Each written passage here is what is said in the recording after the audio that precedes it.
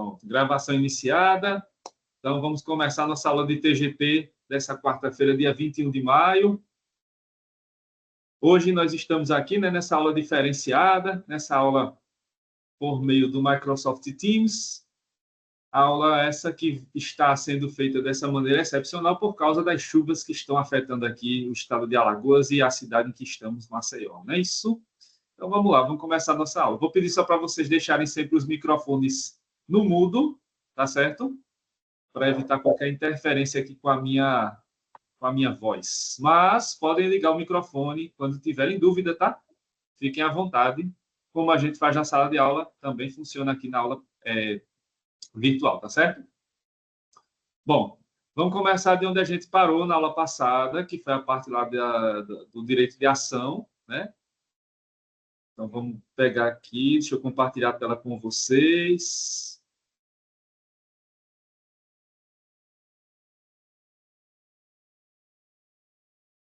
Estão vendo aí a tela compartilhada? Sim. Beleza. Vou colocar aqui a tela cheia para vocês. Então, a gente está vendo a parte de ação. Antes do simulado, a gente já viu aqui as teorias sobre a ação, as teorias do Kjolving Mitter, Theodor Mitter, Leonardo Greco, as teorias sobre direito de ação, né? Teoria civilista, imanentista, teoria concretista, teoria da ação como direito abstrato de Degenkolb e Ploss, e a teoria eclética, que aqui é do Liebman. Então, vimos aí as teorias sobre a ação. E vimos, já que o Liebman definiu 3 condições da ação, que seriam legitimidade de agir, interesse processual e possibilidade jurídica do pedido.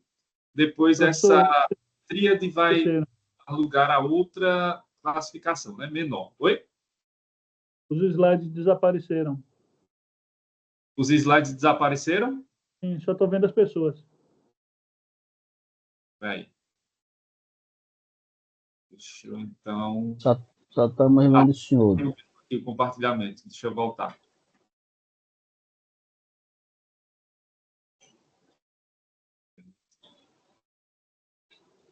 Estão vendo? Não. A sua tela. E agora? Agora, falta a apresentação, né? Está na parte de... Jurisdição e ação. Agora. Isso agora. Agora. Tudo certo? Sim. Certíssimo. Pronto. Então, a gente estava vendo as teorias, né? Da ação. Deixa eu voltar aqui. Então, as 4 teorias que foram essas, né? Teoria civilista imanentista, teoria concretista, teoria da ação como direito abstrato de Degenkolb e Ploss e a teoria eclética do Liebman. Já vimos todas elas, né? E aí vimos na teoria eclética do Liebman que no começo dessa teoria o Liebman defendia 3 condições da ação, que seriam legitimidade de agir, interesse processual e possibilidade jurídica do pedido. E no CPC atual, a gente só entende existentes 2 condições, a legitimidade para agir, a legitimidade ad causa e o interesse processual. E aí começamos a ver a legitimidade, as condições da ação, né? Legitimidade para a causa, legitimidade ativa e passiva, que é aqui a legitimidade ordinária, e os casos de substituição processual que a gente já viu que estão no artigo 18 do CPC. Não é isso? Já vimos como ocorre a substituição processual, como exemplos temos aí, né? O MP ingressando com investigação de paternidade em nome de um menor e o acionista minoritário entrando com ação em nome da sociedade. E os casos que não se configuram como substituição, o caso em que o advogado atua, né, em nome do seu cliente nos processos, e quando existe a presença do representante ou do assistente em relação ao menor incapaz. Representante para o menor absolutamente incapaz, assistente para o menor relativamente incapaz. Já vimos também a sucessão processual, e aí o interesse de agir, o interesse processual, que tem que sempre levar em consideração o binômio necessidade e utilidade, que é aí o que define se existe ou não na causa, no processo, o interesse de agir ou o interesse processual. Certo? Então, envolve-se aí 2 fatores, necessidade do processo e a utilidade do provimento jurisdicional para a obtenção do direito. Isso está definido lá no artigo 19, artigo 20. Vimos já aí o julgamento do recurso extraordinário, 631.240, Hoje não vemos mais o nome condições da ação no CPC, hoje basta ter interesse e legitimidade, é o que diz o CPC no artigo 17. E aí, a gente já viu essa parte, gente, sobre os elementos da ação, sujeitos, pedido e causa do pedido. Confiram aí nos cadernos de vocês, por favor. Eu estou sem uma comigo porque eu deixei dentro do carro, mas que eu me lembre, não. Então, vamos começar daqui, né? Se a gente já viu, vai ver de novo. Até porque já tem umas 2, 3 semanas que a gente não viu esse assunto, né? Se não vimos, veremos agora. Pronto. Então, vamos começar daí. Os elementos identificadores da ação ou da demanda, né? Então, todo o processo, toda demanda vai ter sempre esses elementos, né? Eles são essenciais à existência de um processo civil. Os sujeitos, o pedido e a causa do pedido, né? Então, se uma ação ou uma demanda contiver identidade desses elementos, ou seja, se esses elementos se repetem em duas ações, elas são idênticas. Então, aí a gente fala em litispendência. Já falei disso, mas vou falar de novo, né?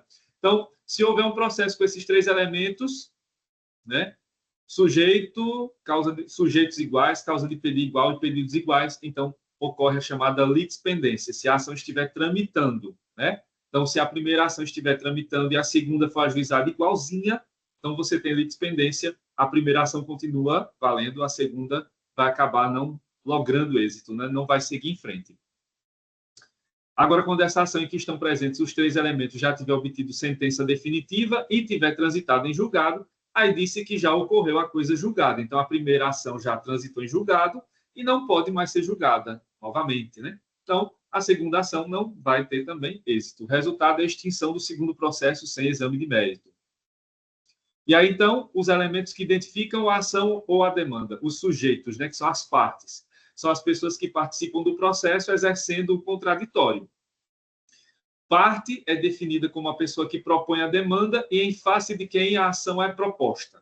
No caso, então, partes são autor e réu, em regra, né? As partes são o autor e o réu. Quem entra com a ação? O autor. Quem vai se defender na ação? O réu. Então, essas serão as partes principais do processo, autor e réu, demandante e demandado, que vão mudar de nome, né? De acordo com as ações. Já vimos isso, mas não custa nada ver de novo. Então, nas ações possessórias, a gente usa nomenclatura própria. Então, ao invés de colocar só autor e réu, a gente vai usando o possuidor, que é o autor da ação, e o réu é a pessoa que está sendo acusada de ter praticado turbação ou esbulho sobre a posse do autor. Vocês vão ver melhor turbação e esbulho em direitos reais, civil. Na ação de despejo, o locador é o autor, o locatário é o réu.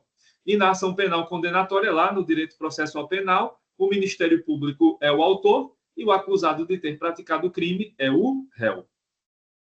Também podem existir no processo as partes acessórias, que vão intervir no processo para debater direito alheio. São as questões de intervenção no processo, né? É o caso do assistente, é o caso dos terceiros. Também é possível que exista mais de uma pessoa no polo ativo ou no polo passivo, ocasionando o chamado litisconsórcio ativo, o passivo ou misto, como a gente vai ver mais à frente. O pedido é a pretensão deduzida em juízo a uma tutela jurídica estatal e ao recebimento de um bem da vida, servindo para fixar a competência, bem como para que se possa determinar a escolha do procedimento adequado para o julgamento da causa. E aí o juiz vai julgar a ação dentro do que for pedido pelo autor e contestado pelo réu, sob pena de nulidade da sentença. Lembrem-se que existe sempre o princípio do dispositivo, então o juiz só pode julgar aquilo que estiver contido nos pedidos, que vem ao final da petição inicial ou ao final da contestação, no caso da resposta do réu. O pedido, então, deve ser certo, expresso e explícito, não se admitindo pedidos implícitos ou tácitos. Então, não dá para ter interpretação extensiva dos pedidos. O juiz vai julgar conforme o que ele lê lá nos pedidos, né? O que já tiver expresso nos pedidos. Ele não vai buscar pedidos nas entrelinhas do processo, né? Ele vai determinar a sua sentença de acordo com o que estiver explicitamente, expressamente sendo pedido pela parte, seja pelo autor, seja pelo réu. Isso vai estar lá no artigo 322 do CPC. Também é necessário que o pedido seja delimitado, determinando quantidade e qualidade determinados. Isso aí vai estar no artigo 324. Estou falando um pouquinho mais rápido sobre isso, porque a gente já viu, né? Deve haver também coerência entre o pedido e a causa de pedir, ou seja, deve haver um desdobramento lógico entre o que foi exposto na parte dos fatos e do direito, e o que está sendo requerido no pedido, conforme prevê o artigo 330 do CPC. É como eu falei em aula, lá na sala de aula, né? É como a redação. A redação tem que ter começo, meio e fim, tem que ter um fio condutor. Então, o pedido tem que ter essa coerência entre o que foi falado durante a petição inicial ou a contestação e aquilo que vai ser solicitado de maneira expressa na parte dos pedidos. Então, essa sequência lógica, essa coerência lógica tem que ser mantida quando você vê essa questão da coerência entre o pedido e a causa de pedir. Aí o artigo 330, que traz as condições de inépcia da petição inicial, quando ela vai ser julgada sem exame de mérito. Né? Então, quando lhe falta o pedido ou a causa de pedir, quando o pedido for indeterminado, quando da narração dos fatos não decorre logicamente a sua conclusão e quando contiver pedidos incompatíveis entre si. E aí o pedido ele pode ser dividido em imediato e o mediato. O imediato é a atividade jurisdicional postulada para que se obtenha o bem da vida. Compõe a tutela condenatória, declaratória, executiva e constitutiva. Então, é quando você pede para condenar o réu a determinada coisa. Quando você pede para declarar que, por exemplo, o réu é o pai da criança, para executar, né, algo ou para constituir uma nova relação jurídica. Já o pedido mediato é o bem da vida pretendido. E aí, no caso de uma ação indenizatória, o pedido mediato é o valor da indenização, né? E aí o objeto imediato é a condenação ao pagamento. Então, você, no imediato, pede condenação, no mediato, você vai determinar o valor dessa condenação. Seria essa a diferença entre pedido imediato e pedido mediato. E aí a gente já viu, né, que é possível acumular pedidos, está lá a possibilidade de acumulação de pedidos no artigo 327 do CPC. E aí, a acumulação ela pode ser simples, quando são formulados pedidos independentes, de modo que o acolhimento de um não interfere no outro, no caso de cobrança de danos materiais, em dois contratos diversos. Pode ser que se determine a cobrança, né, lícita em um contrato e se entenda que não é possível cobrar o outro contrato. Mas aí a decisão de um pedido não interfere no outro. Já na acumulação sucessiva, o acolhimento de um pedido vai ser determinante para que se aprecie o subsequente. É o caso quando você tem investigação de paternidade com pensão alimentícia. Só vai ser julgado o pedido de pensão alimentícia se for julgado, né, procedente a investigação de paternidade. Por quê? Diante de uma investigação de paternidade improcedente, ou seja, aquele não é o pai da criança, não há como seguir, né, o julgamento de um pedido de alimentos. Então, essa é uma acumulação sucessiva, certo? E aí também é possível a acumulação alternativa, em que a parte vai pedindo, né, várias coisas, né, sem uma ordem de preferência. E aí vai dando alternativas para o juiz. Conceda isso. Caso não conceda isso, então conceda aquilo. Então, vai havendo uma série de alternativas dentro daquele pedido. Né? É o que prevê o artigo 325 do CPC. E a subsidiária é quando você formula um pedido principal, que vai ser dado ali a preferência a ele no julgamento da ação, e aí só quando esse pedido for improcedente é que o outro vai ser analisado pelo juiz, que foi o exemplo aí do direito do consumidor, né? Então, em ações de direito do consumidor, você tem a possibilidade de pedir a troca do produto quebrado por outro, né, sem defeitos, e se esse pedido não puder ser atendido, então você pede o dinheiro de volta, né? Ou um desconto, né, correspondente àquela avaria, caso ainda seja possível continuar usando o produto ou usufruindo do serviço objeto da ação. E a acumulação imprópria, né, que ela pode ser subsidiária alternativa, alternativa e subsidiária, né? E aí na subsidiária, né, o artigo 326 trata disso, né, que é lícito formular mais de um pedido em ordem subsidiária, a fim de que o juiz conheça do posterior quando não acolheu o anterior, que foi o que eu acabei de falar, né? E é lícito formular mais de um pedido alternativamente para que o juiz acolha um deles. E aí chegamos na causa de pedir, né, a causa do pedido, que é o elemento causal da ação. Aí vai consistir nas razões de fato e de direito que compõem o pedido, tratando da providência judicial requerida pelo autor para a sua causa. Então, é na causa de pedir que vai se determinar a questão dos fatos e do direito, né? Quais são os fatos que geram aquele processo e quais são os direitos dos quais decorre aquela ação. E aí a causa de pedir ela pode ser dividida em causa próxima e causa remota. Causa de pedir próxima e causa de pedir remota. Na causa de pedir próxima, você vai tratar dos fatos que embasam o pedido. E na causa de pedir remota, você trata dos fundamentos jurídicos que embasam o pedido. É o direito que deriva dos fatos. Essa é a parte que na petição inicial, na contestação, vai estar lá. Dos fatos, é a causa de pedir próxima.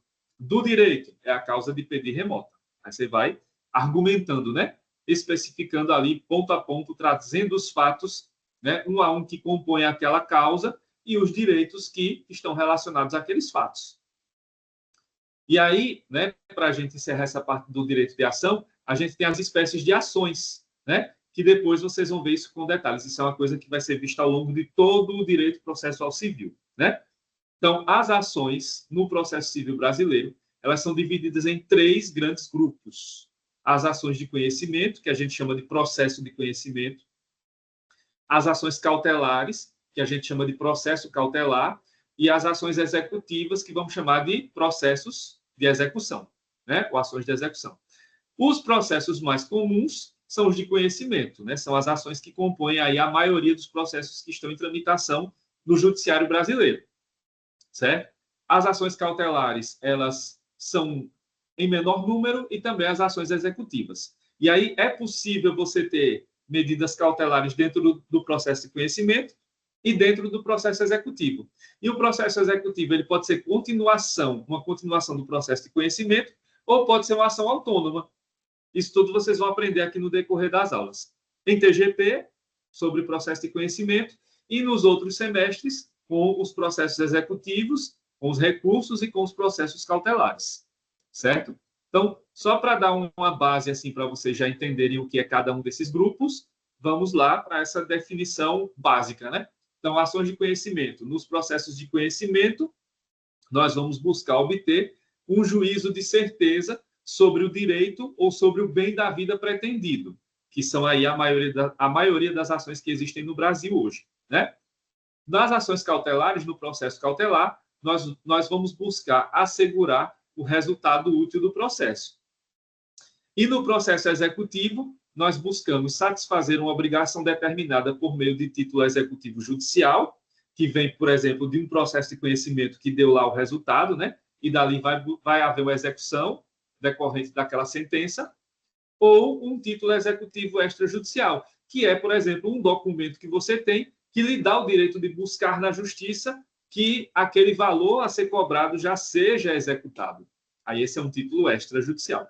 Tudo isso vocês vão ver depois com maiores detalhes, né, nos próximos semestres. São cenas dos próximos capítulos, né? Sobre as ações de conhecimento, elas podem ser declaratórias, constitutivas ou condenatórias, tá? As ações declaratórias, elas têm por objeto a declaração da existência ou da inexistência de uma relação jurídica, ou ela versa sobre a autenticidade ou falsidade de um documento. Então, nessas ações, o que se busca é a eficácia declaratória. Declarar a existência ou a inexistência daquele direito, né, daquela relação jurídica, ou para determinar se aquele documento é verdadeiro ou se ele é falso.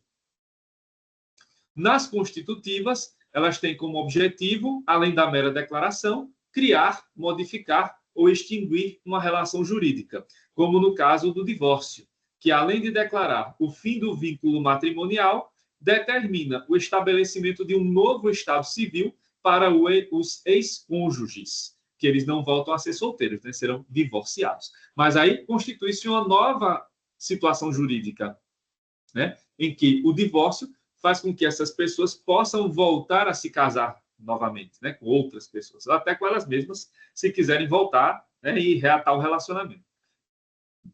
Nas ações condenatórias, essas aí possuem, além do conteúdo declaratório da existência do direito a determinada prestação, a condenação ao cumprimento forçado dessa obrigação. É o que vai acontecer, por exemplo, nas ações de responsabilidade civil, em que o réu, além de ter determinado o reconhecimento da sua responsabilidade, vai ser condenado a pagar a indenização pelos danos sofridos pelo autor. E aí percebam uma coisa importante, é que as ações de conhecimento, os processos de conhecimento, eles não vão necessariamente ser só declaratórios, constitutivos ou condenatórios. Essas eficácias, elas podem vir misturadas, né, nos pedidos. Então, pode ser que você queira declarar, né, o divórcio.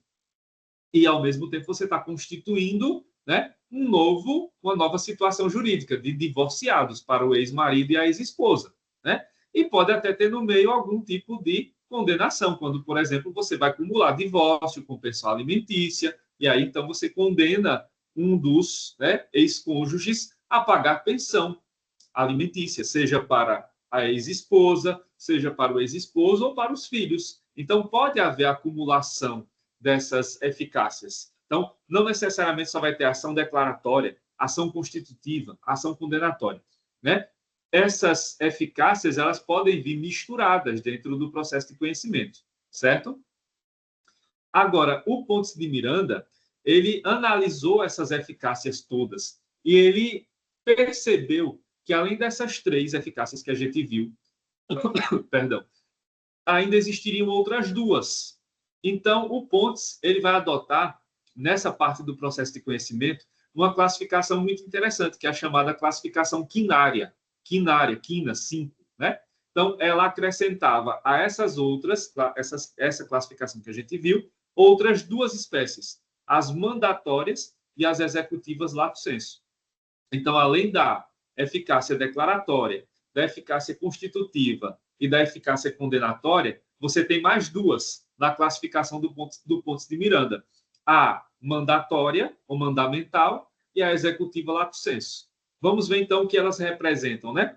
Então, quando o Pontes de Miranda falava sobre a eficácia mandatória ou mandamental, isso diz respeito ao seguinte: essas ações ou essas eficácias, elas objetivam a expedição de uma ordem pelo juiz a ser cumprida pelo réu. É uma ordem mandamental, né?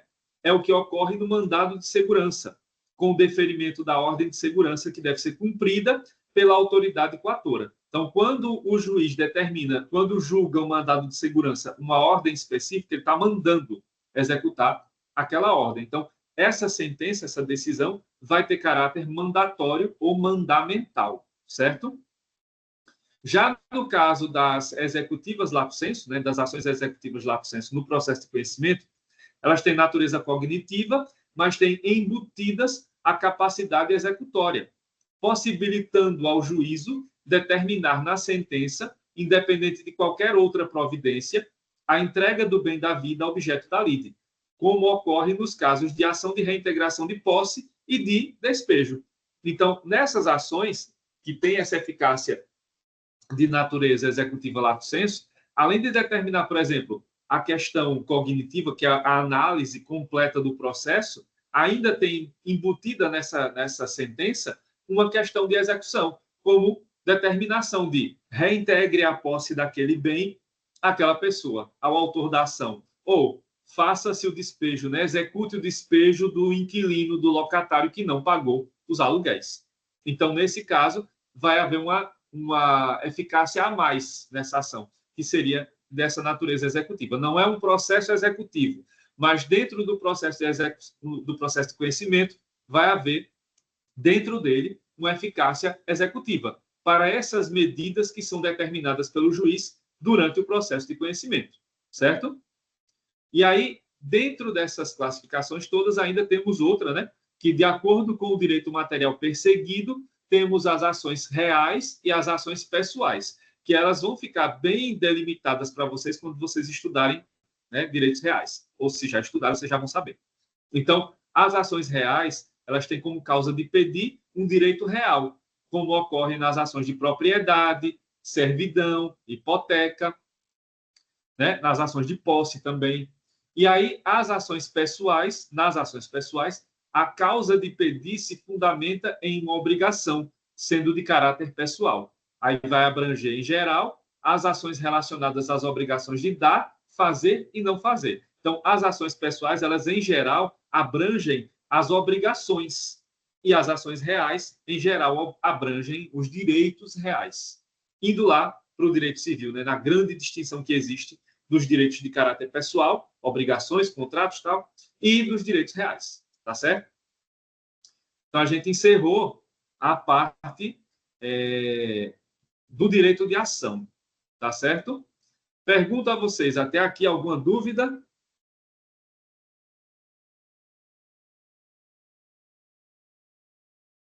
Cadê o Anderson? Já conseguiu entrar? Quem cala consente, então não, professor. Por aqui já. Tá, beleza. Porque você tinha colocado aqui no chat que não tinha conseguido entrar. Eu não consigo olhar na hora o chat, porque quando eu compartilho a tela, eu só fico vendo o que vocês estão vendo. Aí, por isso que eu só vi agora. Desculpa aí, viu? Mas você já entrou, tá tudo certo. O seu ditado perfeito, viu, Silvio? Porque realmente, né? Quem cala consente, eu tô achando que vocês, né, já entenderam. Tudo certo, né? Maíra, diga. Essa parte aí que você explicou são muitas informações, né? Aí eu já fico preocupada com a prova. De que forma que isso vai cair na prova? Porque ainda não ficou bem delimitado para mim. Eu vou estudar, né? Na verdade, é o seguinte, essas definições todas, vocês vão entender melhor quando vocês entrarem no processo de conhecimento, tá? Aqui foi só uma introdução, né? Porque a gente só está vendo, nessa parte, a gente só viu o direito de ação. Mas aí, quando a gente entrar no processo de conhecimento, que vem daqui a umas 2 semanas, aí a gente vai ter já uma explicação mais detalhada, né? Sobre isso. Porque aqui foi uma explicação mais geral. Só para vocês saberem que existem essas eficácias e para vocês poderem distinguir o que é algo condenatório, o que é algo constitutivo, o que é algo declaratório. No caso das ações mandamentais, quando existe uma ordem, né, para ser cumprida, como, por exemplo, no mandado de segurança, ou na ação executiva, ou na eficácia executiva, que é para determinar a execução de uma medida, que muitas vezes essa medida é cautelar dentro do processo de conhecimento, né? Pode ser cautelar no começo ali do processo, no meio, ou uma decisão definitiva já no final, para restituir a posse daquele bem que foi, né, retirado do possuidor. Ou quando é o caso, né, do outro exemplo que eu dei, do despejo, né? Então, a pessoa não pagou aluguel, aí o locador, o dono do imóvel, vai lá, entra com ação de despejo, solicita o despejo. Então, se reconhece o direito, né, aquele contrato que existia entre o locador e o locatário e se determina o despejo do locatário, tá? Mas é só para saber essas noções. Professor, eu acho que a dúvida da Maíra é se na prova vai cair essas definições ou se a gente vai estudar caso para responder, entendeu? O caso a que se refere. Assim, como a prova a gente pega lá do BDQ, tudo pode acontecer. Pode ser que venha a definição, né? Uma questão assim, meio que decoreba, ou pode vir uma questão que vem um caso para vocês responderem, né? Mas aí é só para realmente vocês terem essa noção do que é, de diferenciar, né? O que é declaratória, constitutiva, condenatória, a mandamental e a executiva lato sensu. Agora, lembrem-se que quando houver a nomenclatura mandamental, mandatória, executiva lato sensu, é classificação do Pontes de Miranda, porque a doutrina, em geral, ela se prende só às 3 primeiras, declaratória, constitutiva e condenatória. O Pontes é que acrescentou as outras 2, a mandamental e a executiva lato sensu, tá certo? Então, no mais, é isso, tá? Mas não se preocupem que nas próximas aulas eu vou voltar a falar sobre isso, principalmente quanto à questão de ação declaratória, constitutiva e condenatória, que são as 3 que são mais usadas dentro do processo de conhecimento. Tá certo? Mais alguma dúvida? Beleza, então vamos seguir. A gente terminou, então, esse era o tema 2, né? Então, agora a gente vai para o tema 3, que é a parte de competência. Esse tema 3, eu vou dar uma agilizada nele, vou falar sobre as regras principais de competência, mas como a gente tem pouco tempo para chegar no simulado 2, aí eu acho que eu vou pegar uma aula ou 2 para falar desse assunto e depois a gente já entra no processo de conhecimento para falar com vocês sobre petição inicial e contestação, né, que são aí as questões importantes que vocês precisam saber sobre o processo de conhecimento por agora, né, porque no próximo semestre vocês veem a continuação, né, que é a parte de sentença, né? E aí fecha o assunto, que é onde vai aparecer sentença declaratória, sentença constitutiva, sentença condenatória. e assim vai, né? Mas essa parte de petição inicial e contestação é mais para ver aquela parte lá, sujeitos, causa de pedido, aí isso é que a gente vai focar mais nesse semestre. Esse assunto das eficácias da sentença são mais para o próximo. Mas, como eu falei, pode ser que caia, né? Porque está lá no sábado de vocês, né? Então, tudo é possível no simulado 2. Vamos lá, vou compartilhar. Eu estou compartilhando, na verdade, a tela ainda, né? Esqueci de parar de compartilhar. Deixa eu voltar a compartilhar a tela com vocês, certo? Para a gente ir para o tema novo, né? Que é a competência. Aí, deixa eu só falar uma coisa aqui para vocês. A gente vai direto, né? Não vai ter... Se precisar de algum intervalozinho, eu dou um intervalo rápido, tá? Mas eu vou preferir seguir em frente com vocês direto, como é a aula, tá todo mundo sentadinho em casa, né? Então, tá no conforto, pega uma aguinha, pega uma comida, vai comer, né? Então, eu vou ver se eu vou direto para liberar vocês mais cedo. Se não, eu dou um intervalozinho rápido e volto logo, tá? Mas vamos continuar, vamos seguir aqui. Deixa eu voltar a compartilhar a tela com vocês para a gente ver agora regras de competência, que é o nosso assunto que seguiremos agora, tá? Estão vendo a tela? Está aparecendo o slide para vocês? Sim. Sim. Bem, Beleza. Pronto. Então, agora a gente entra num tema novo, que é competência, certo? Vamos ver esse assunto. Já saímos de jurisdição e ação, agora vamos para a competência, tá? Aqui, nesse primeiro assunto, vamos ver as regras de competência, vamos compreender como funciona a competência, os seus critérios de fixação e as suas causas de modificação. Primeiro, vamos ver o conceito do que é competência, né? Mas antes, lembrando aí que no início do slide está dizendo, né, a base legal. Então, de onde extrair essas regras? De onde extraímos essas regras dos artigos 42 a 66 do CPC. Lembre-se de sempre revisar o Código de Processo Civil, né? Porque essas regrinhas todas elas estão lá no CPC. E muitas vezes as questões que aparecem nas provas, não só no nosso simulado, na nossa prova, na nossa AV ou AVS, mas em prova de concurso, tal, vão aparecer muitas questões que tratam da letra da lei. Então, é bom vocês já saberem o que está lá escrito, né, nesses artigos do CPC que a gente está estudando, tá? Então, o que é competência? Vamos começar falando sobre isso. Bom, vou pegar aqui o conceito do Alexandre Freitas Câmara. Segundo Alexandre Freitas Câmara, a competência é a regra que deriva do princípio do devido processo legal, sendo necessária para garantir um processo justo, garantindo também a manutenção do Estado democrático de direito. Então, desse conceito, a gente extrai o seguinte: a competência ela é uma questão que, no processo civil, ela vem como uma derivação do princípio do devido processo legal. Então, para que você tenha o devido, você tenha o seu processo sendo julgado por um juiz competente.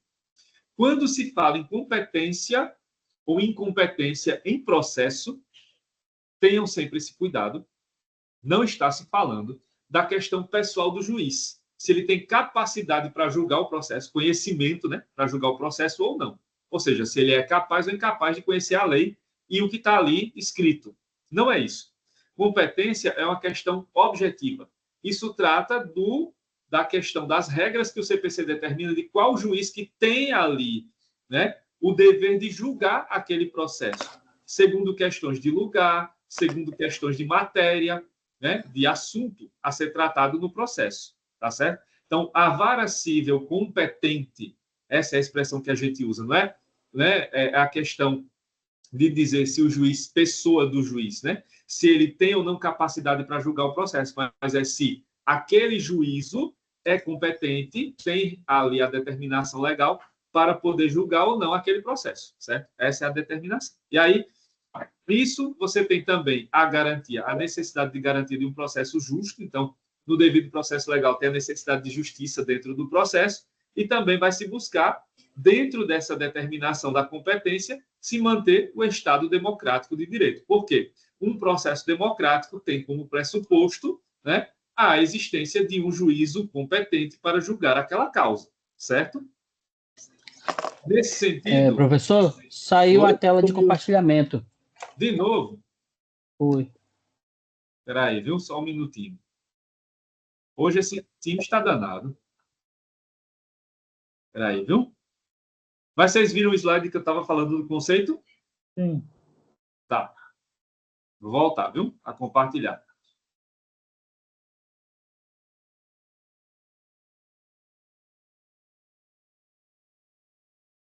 Esses slides entram quando no Sava? Oi? Esses slides entram quando no Sava? Se não estão lá, vão entrar amanhã, viu? Amanhã eu já coloco lá. Estão vendo o slide? Sim. Pronto. Sim. Beleza. Pronto. Então, seguindo aqui, né? Falando ainda sobre o conceito de competência. Neste sentido, Schenck acrescenta que a competência é a regra responsável por, primeiro, organizar o exercício da jurisdição, permitindo a racionalização da administração da justiça. Segundo, a competência é responsável por promover o amplo acesso à justiça. E terceiro, a competência é responsável por garantir a segurança jurídica para o jurisdicionado, que saberá desde logo qual será o juízo responsável por processar e resolver o seu conflito. Então, quando você entra no ESAGE, né, você é advogado e tal, então você entra lá no ESAGE e protocola o processo, logo que você ingressa com o processo, você já vai ali ter a determinação qual é o foro competente, qual é a vara civil que vai julgar aquele processo. Quando falamos aqui da capital. Quando é do interior, qual a cidade, né? Qual a comarca que vai ser responsável por julgar aquele processo? Ou, se na comarca tem mais de uma vara também, qual vai ser a vara civil daquela comarca responsável por julgar aquele processo. Isso, então, faz com que se organize a jurisdição, né, trazendo essa possibilidade de você determinar uma forma mais racional, né, de administração da justiça, garante o acesso à justiça mais amplo para todas as pessoas e garante a segurança jurídica, porque você sabe que do início ao fim do processo vai ser aquele juízo, aquela vara civil que vai julgar o processo, certo? Bom, quando falamos em competência, temos também princípios, né? E aí, os princípios relacionados à competência são esses três, né? Os princípios mais básicos. O princípio do juiz natural, o princípio da perpetuação da jurisdição e o princípio da competência-competência. São os três princípios mais importantes quando falamos de competência. Vamos a eles, então. Primeiro, o princípio do juízo natural. O que quer dizer esse princípio, né? Pelo princípio do juiz natural, o juízo responsável por processar e julgar a demanda deve ser estabelecido por lei. E aí, essa lei é ampla, né? Então, pode ser a Constituição Federal, pode ser o nosso CPC, podem ser leis esparsas, podem ser as constituições estaduais ou os regimentos internos dos tribunais. Mas todo processo, ele tem ali a determinação, pelo menos geral, de qual vai ser o juízo responsável pelo processamento e julgamento daquela demanda, certo? Então, já dá para saber se é ação penal, juízo competente é o juízo penal, né? Então, vara penal. Se é processo civil, o juízo competente vai para a vara civil, e assim por diante. Essa determinação ela vem pelo artigo 44 do CPC, né? No artigo 44 do CPC, nós temos o seguinte: obedecidos os limites estabelecidos pela Constituição Federal, a competência é determinada pelas normas previstas neste Código ou em legislação especial, pelas normas de organização judiciária e ainda, no que couber, pelas constituições dos estados. Porque, assim, eu falo de maneira genérica, né? Se você vai entrar com um processo civil, a competência é de uma vara civil. Mas qual vara civil é competente? Porque, por exemplo, aqui em Maceió tem mais de 20, tem 26, 27 ou mais. Então, qual dessas varas cíveis vai ser a competente? Isso vai estar determinado nas normas de organização judiciária do Tribunal de Justiça de Alagoas. Então, lá vai estar dizendo, a comarca de Maceió tem tantas varas cíveis. A vara cível, a primeira vara cível responde pelos bairros tal, tal e tal.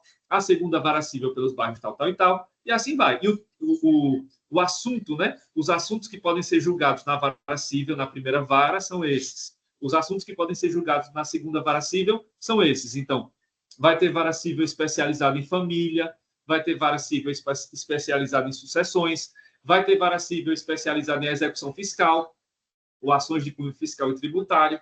Então, Isso vai sendo determinado pelas normas de organização judiciária. Cada Tribunal de Justiça estadual tem suas normas. Cada Tribunal Regional Federal tem suas normas. O Supremo Tribunal Federal tem seu regimento, né? O Superior Tribunal de Justiça também, e assim por diante, certo? E pode haver também a determinação em outras leis, além do CPC, e nas constituições dos estados, ou até mesmo na Constituição Federal, quando se trata dos tribunais superiores. Aí, veja, em relação à Constituição, as regras de competência lá previstas vão tratar especificamente de algumas atribuições, como eu disse, dos tribunais superiores. Então, quando falamos do Supremo Tribunal Federal, o artigo 102 da Constituição trata dessas regras. Quando falamos do Superior Tribunal de Justiça, o STJ, não sei, o artigo 105 do STJ trata dessas regras. Quando tratamos dos TRFs, dos Tribunais Regionais Federais, o artigo 108 da Constituição Federal trata dessas regras de competência. E quando tratamos, em geral, da Justiça Federal, o artigo 109 da Constituição traz as suas regras de competência. Então, veja, cada um desses tribunais tem suas regras de competência já delimitadas na Constituição Federal, certo? Então, o princípio do juiz natural traz justamente isso, né? Essa determinação legal. Então, sempre o juízo competente é aquele determinado pela lei. Lei em geral, desde a Constituição até uma lei mais específica, que é, por exemplo, o regimento interno de um tribunal. O segundo princípio que aparece aqui é o princípio da perpetuação da jurisdição. O que é que quer dizer esse princípio?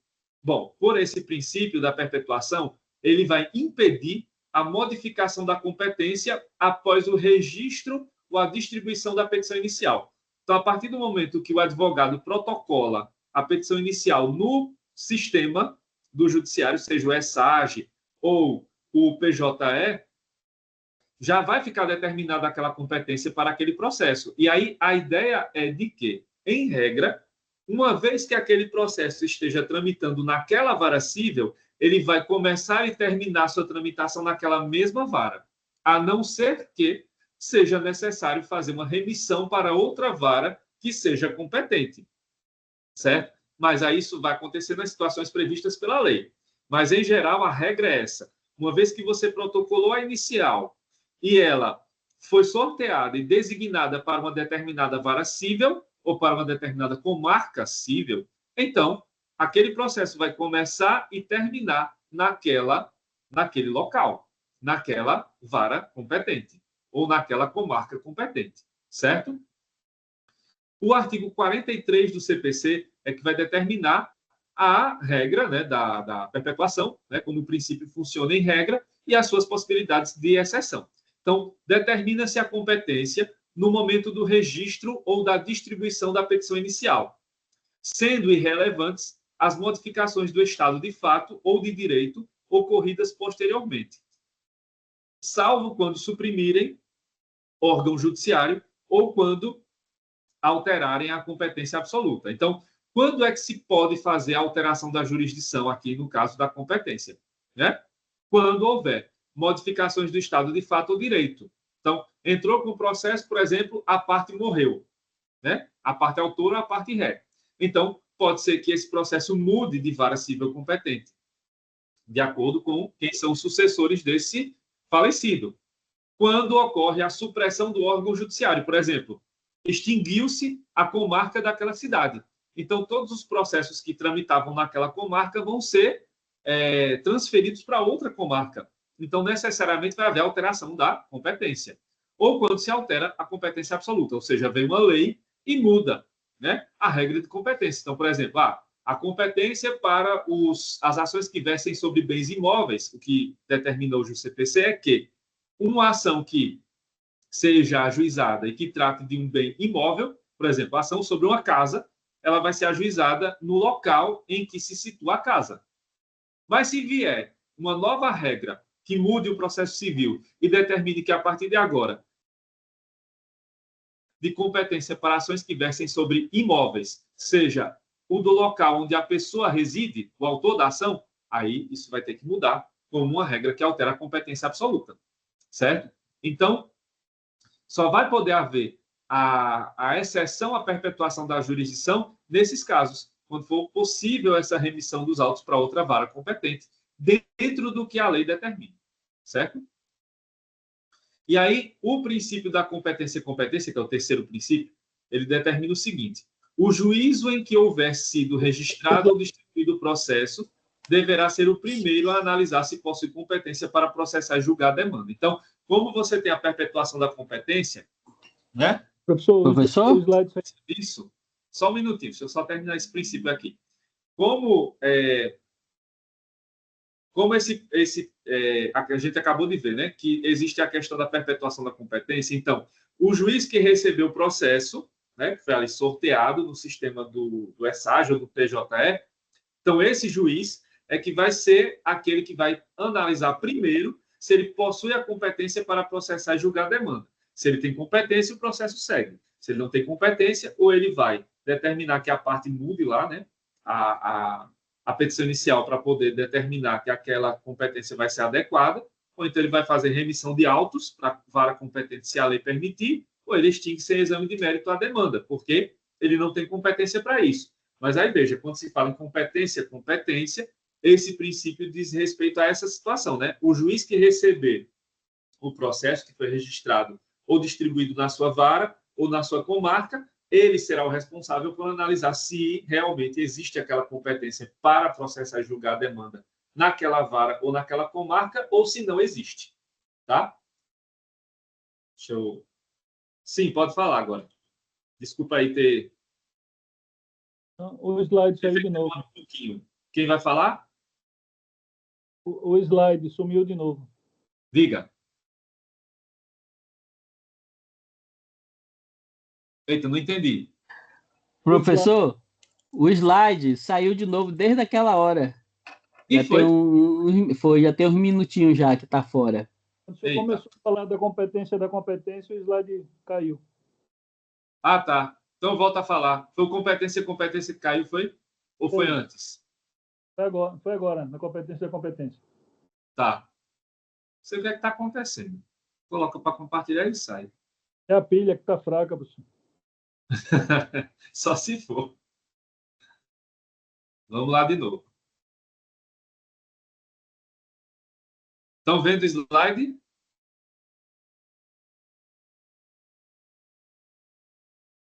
Ok. Tudo certo agora?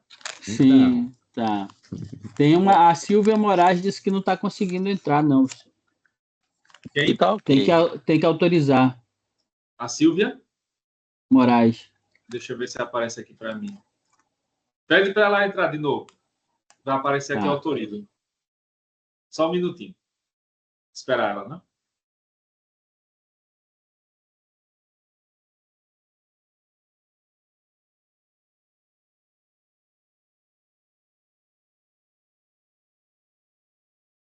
Professor, tenho uma dúvida. Diga.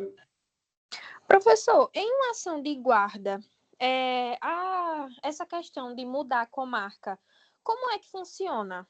Porque é do interesse do menor. Então, persiste no local em que o menor está, ou, tipo, se ele for adotado, por exemplo, ele é daqui de Maceió e a pessoa que adotou ele é de João Pessoa. Aí como funciona? Em que momento do processo que existe realmente essa possibilidade de mudar a comarca? Mas aí é o seguinte, né? No caso seria uma ação de adoção, né? Aí nesse caso a ação já vai estar concluída, né? Quando se configura a adoção, então o processo se encerra, né? Então não vai ser preciso mudar a competência. Se for necessário ajuizar uma ação de guarda posteriormente, aí se ajuiza um novo processo, aí vai ter uma nova regra de competência, aí obedecendo ao local onde o menor está situado naquele momento, mas aí depois da adoção, né? Então, para a adoção, adota-se a regra de competência específica para ela, para a ação de guarda, no outro momento, né? Posterior, quando se ajuizar a ação de guarda, se for preciso fazer isso, né? Aí, ajuiza-se a ação, obedecendo a outra regra de competência, ou a outro local, né? A competência pode ser até a mesma, né, que a lei determine, mas aí, como a gente vai ver daqui a pouco, mas aí pode ser que o local seja diferente, já que essa criança está morando em outro lugar, em outra cidade, certo? Cadê a Silvia? Conseguiu entrar?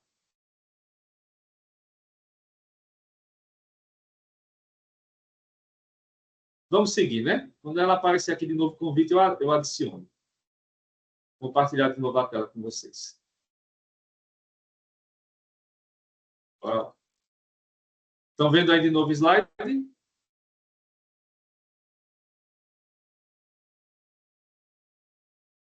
Sim. Sim. Tá. Pronto. Então, voltando para competência, né? Na sequência, como a gente viu, o princípio anterior, que é o princípio da perpetuação da jurisdição. Então, como existe esse princípio da perpetuação, então, na competência, né, como resultado do princípio anterior, da perpetuação da competência, o juízo que tiver recebido o processo vai ser aquele que primeiro vai analisar se ele tem a competência para processar e julgar a demanda, né? Aí, se ele tiver competência para isso, o processo segue normalmente.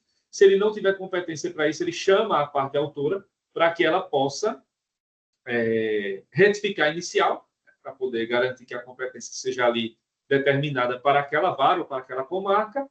E se for o caso, e se não for possível isso, mas se a lei permitir, o juiz pode remeter os autos para outra vara competente, ou então ele vai extinguir o processo sem exame de mérito para que a parte possa ajuizar aquela ação em outro foro competente, certo?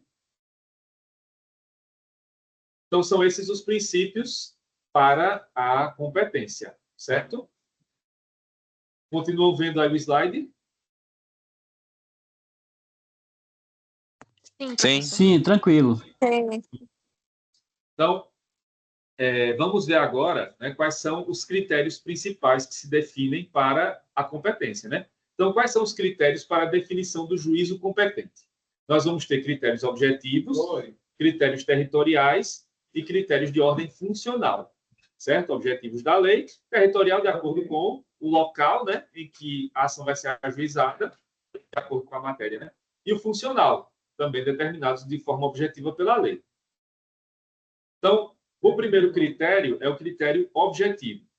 No critério objetivo, leva-se em consideração o tipo de demanda apresentado ao judiciário como dado relevante para a atribuição da competência.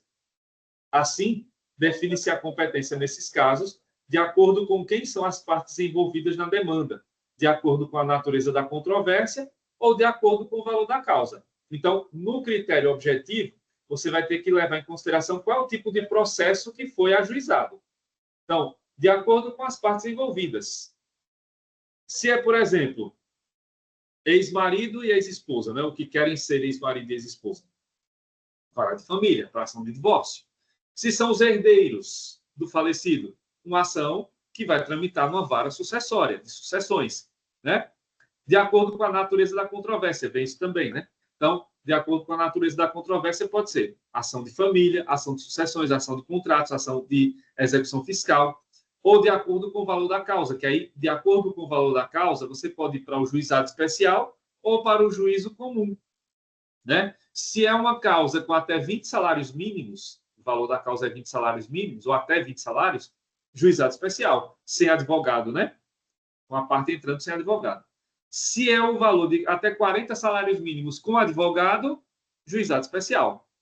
Acima de 40 salários mínimos, independente de ter ou não advogado, mas vai ter que ter advogado, né? Porque é justiça comum. Então, aí, acima de 40 salários mínimos, justiça comum. Você não pode ajuizar um processo, por exemplo, com o valor da causa de R$200 mil no juizado especial, porque o valor da causa está acima, né, do teto, que é estabelecido pela lei, 40 salários mínimos. Tá certo? No segundo critério, nós temos o critério territorial. Esse critério estabelece a competência de acordo com os limites geográficos da jurisdição responsável por processar e julgar a demanda. Então, vai se levar em consideração aqui as questões geográficas, os limites geográficos. Em que lugar, em que cidade está situado, né, aquele município, aquele processo, né? Então, é o município de Alagoas, competência territorial do Tribunal de Justiça de Alagoas. É uma cidade do estado de Pernambuco, competência do Tribunal de Justiça de Pernambuco. Então, vamos a um exemplo, né?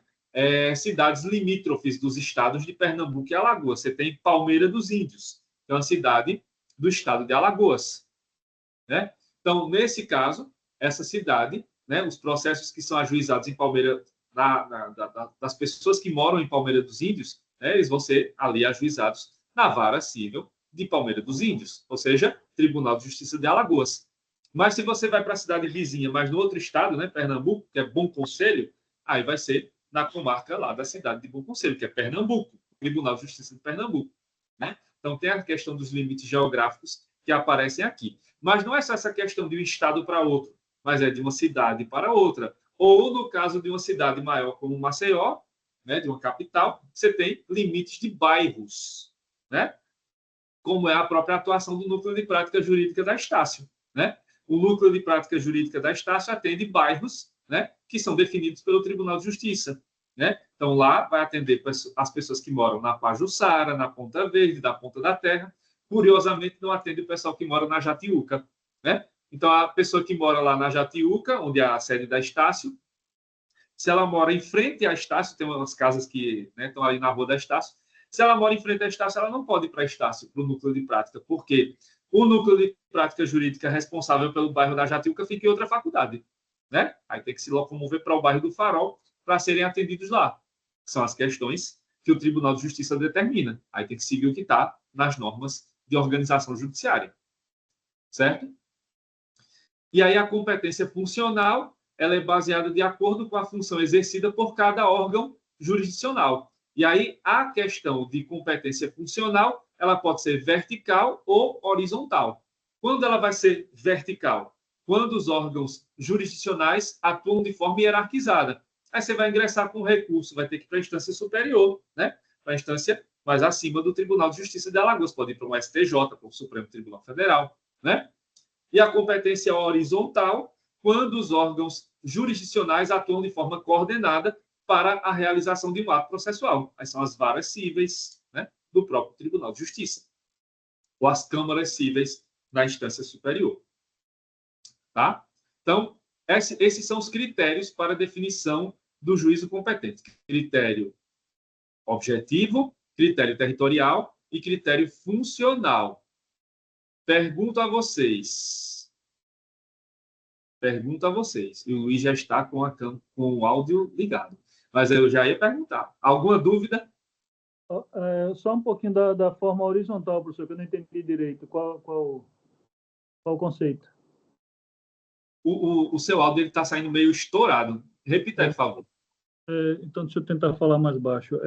Sobre o funcional horizontal, que eu não entendi direito.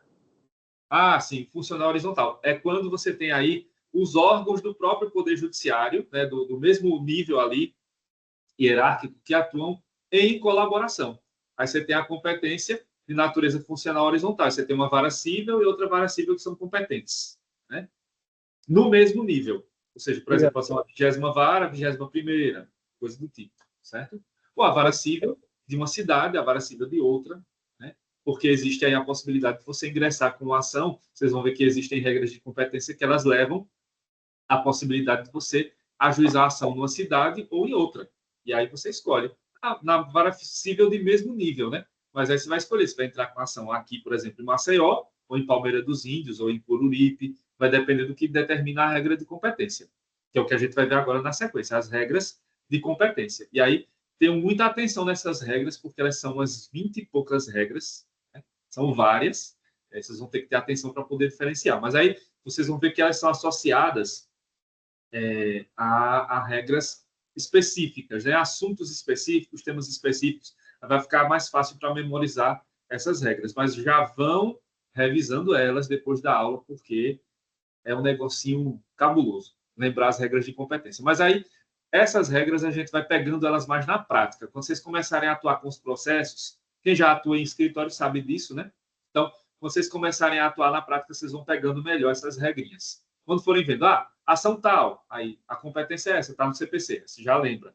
Quando for ingressar com outra ação semelhante ou igual, né? Ou da mesma matéria, da mesma natureza, já sabem que vão ingressar naquela vara civil. Já vai ficando mais previsível, né? O mais complicado é o primeiro contato, que vai ser agora, mas depois vocês já vão se acostumar com essas regras. Vou voltar a compartilhar a tela para a gente ver as regras de competência agora, tá certo? Bora lá. Estão vendo aí de novo o slide? Sim. Beleza. Pronto. Então, vamos às regras de competência, tá? Primeira regra, a regra geral. Só que aqui, essa regra geral ela vai ser uma regra, uma das. Porque são tantas exceções que a regra fica meio que esquecida, né? Mas vamos lembrar de cada uma delas. Então, vamos começar pela regra geral. Então, a primeira regra de competência que está no processo civil brasileiro é a que está prevista no artigo 46 caput do CPC. O que é que diz essa regra?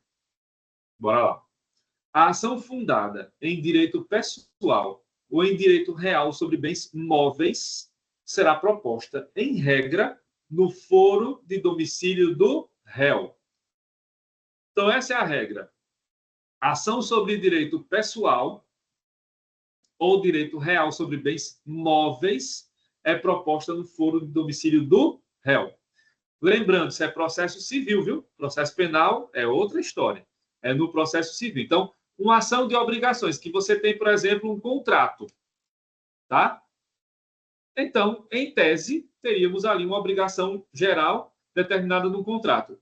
Você tem que ajuizar a ação no foro do réu, onde o réu mora, tem domicílio, né? Não é onde o autor tem domicílio, é onde o réu tem domicílio. E uma ação sobre direito sobre bens móveis, por exemplo, o telefone celular, né? Uma ação que verse lá sobre o telefone celular, sem ser de direito do consumidor. Uma questão, outra, de direito civil, que não trata de direito do consumidor. Aí ela vai ser ajuizada no domicílio do réu, não do domicílio do autor. Por exemplo, o caso de duas pessoas físicas, dois colegas de vocês aqui da sala, né? Então, vamos pegar o Luiz e o Marcos. Então, vamos supor, o Luiz vende um celular para o Marcos. O Luiz não tem loja de celular. Ele pegou o celular que era dele e ele resolveu vender, porque ele quer comprar outro. Pronto. Uma compra e venda normal, civil, não é direito do consumidor. E aí acontece de ter algum defeito no celular que o Luiz vendeu para o Marcos. Então, o Marcos vai entrar com a ação, né, para discutir essa questão do defeito do celular no domicílio do Luiz, porque ele é o réu nesse processo, né? E como não é uma ação de direito do consumidor, então ela entra nessa regra, certo? Seria esse o caso, o exemplo, né? Mas vamos lá, vamos para frente, que tem muita regra ainda pela frente. Então, essa é a primeira. Então, quando a ação estiver voltada para um direito pessoal, uma obrigação em geral, ou um direito real sobre um bem móvel, ela é proposta no foro de domicílio do réu, certo? Segunda regra, ação de direito pessoal ou real mobiliária em que o réu possua diversos domicílios. Aí já tem o artigo 46, parágrafo 1º, que traz a regra. Qual é a regra?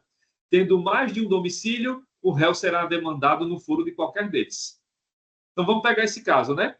Ação real mobiliária, trata de um móvel, né? Um bem móvel. Então, é o celular que o Luiz vendeu para o Marcos.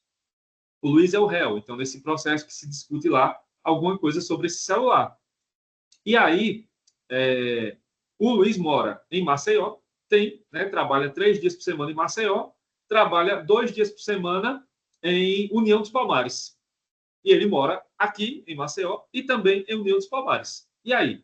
Ele tem mais de um domicílio.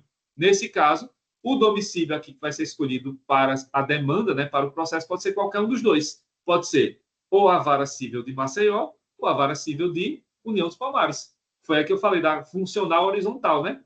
Então, nesse caso, pode ser qualquer vara civil, qualquer uma das duas. Ou Maceió ou União dos Palmares, certo? Então, essa é a segunda regra. Diversos domicílios, mais de um. 2, 3, 4. Aí vem uma terceira regra.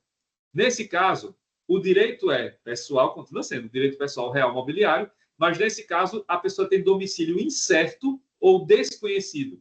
Aí o artigo 46, parágrafo 2º do CPC. Sendo incerto ou desconhecido o domicílio do réu, ele poderá ser demandado onde for encontrado ou no foro de domicílio do autor. E pode acontecer isso? Pode. Tem gente que trabalha em circo itinerante. Um dia está em Maceió, outro dia está em Natal, outro dia está em São Luís do Maranhão, né? Domicílio incerto.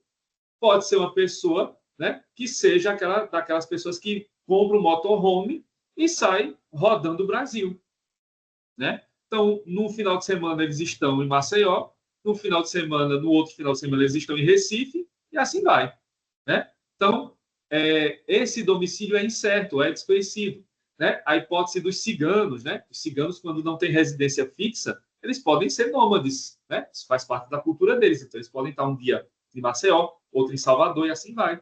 Moradores de rua, né? Então, se existe essa questão sobre o réu, então, nesse caso, onde ele foi encontrado ou onde está situado o domicílio do autor. Porque aí, nesse caso, como não tem onde encontrar o réu, então, a questão mais segura, porque a competência trata de segurança jurídica, então vai ser onde o autor está situado também. Se não for possível encontrar o réu, no domicílio onde está situado o domicílio do autor, porque aí tem onde encontrar o autor, não é possível, né?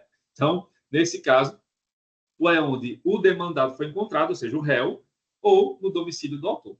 É mais seguro, na prática, entrar com a ação no domicílio do autor. Porque se essa pessoa, uma semana, está em Maceió, outra em Recife, outra em Salvador, você não vai encontrá-la nunca, né?